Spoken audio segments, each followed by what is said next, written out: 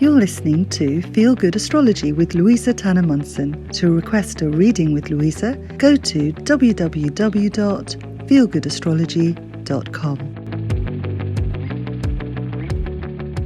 Hey, welcome back. It's Louisa Tannermunson from Feel Good Astrology with a 5-minute forecast for Capricorns in the month of March. Now, Capricorn, this is an interesting time because your ruling planet, which is Saturn, is changing signs. It's changing out of one of your signs. It's been in the sign of Aquarius for quite some time, and it is now going into the sign of Pisces. Now, it's not a really good fit, to tell you the truth. The energies of Saturn are kind of formal and slightly logistical, practical, and slightly on the cooler side. Saturn is really good for growing things and developing things and working hard at things. And the energy of Pisces is just so dreamy and watery and emotional and creative. And so they're not necessarily a good match, but this is really encouraging you to speak out. This is really encouraging, like the position that Saturn's moving into is taking you out of this very strong resource-led money mindset and into a place of valuing your conversation, valuing your community, valuing your the gifts that you have, and getting yourself heard. It feels like quite a good time for you to really get creative in your community, with the people that you know and love, with your siblings, with all sorts of people, but mainly people that you already know. It's not like you're breaking into a new market and really changing things. You're not really there to go turning things upside down, but it feels like there's a chance to gain more credibility with who already knows you. And I think that's quite key.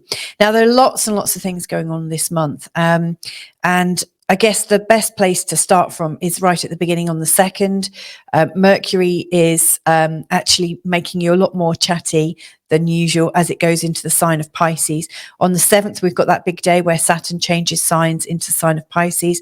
But also we've got the full moon, and the full moon is happening in the 9th house. And this is a time when it's really important that you how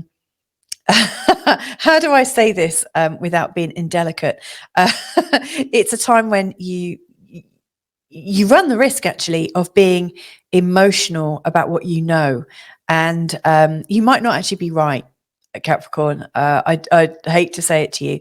You may well find that you are getting ahead of yourself, getting really sort of stuck in judgments and stuck in what you think you know, and the position of the moon at the time of this full moon really can confuse us a little bit. It makes us feel a little bit more secure of what we know, and a bit like a philosophical master. But you may well find that what you're assuming you have mastery of is actually on thin ground, on thin ice and shaky ground. So yeah, it's an interesting one. It's a time to actually, when you're hearing people speak around the time of the full moon, it's just say, that's interesting.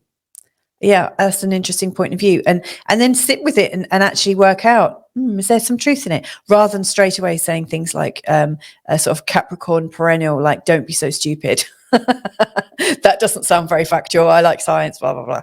So sorry to live with a Capricorn.